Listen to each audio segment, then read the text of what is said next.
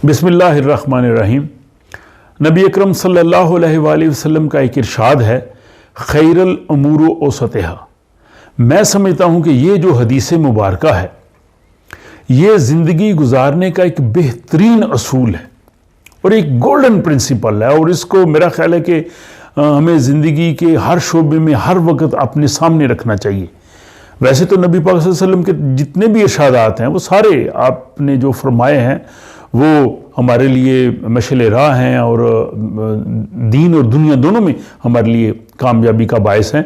और कुछ तो आपकी जो रवायात हैं हदीस मुबारक वो तो हैं जिनका ताल्लुक़ ज़्यादा हमारे मजहबी शुआर से या कह लीजिए जो मुसलमानों के लिए हैं, लेकिन कुछ इरशादात ऐसे हैं जैसा ये है, इनका ताल्लुक़ मज़हब से नहीं है, ये हिकमत की दुनिया से इसका ताल्लुक़ है, ये विज़डम की दुनिया से है। और दुनिया के तमाम अहले इल्म जो नबी पाक सल्लल्लाहु अलैहि वसल्लम पे ईमान नहीं भी रखते, वो भी हुजूर की ऐसी हिकमत वाली बातों, विज़डम वाली बातों का एतराफ़ करते हैं।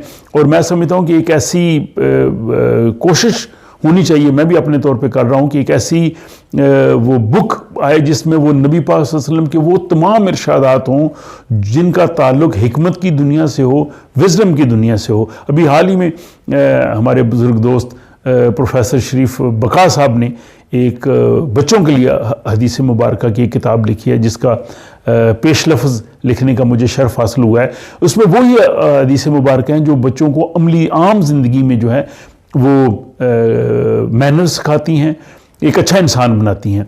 तो इसी तरह ये नबी पाक सल्लल्लाहु अलैहि वसल्लम ने जो फरमाया कि खैरुल उमूर औसतहा के तमाम कामों में बेहतरीन वो है जिसमें मियाना रवि इख्तियार की जाए।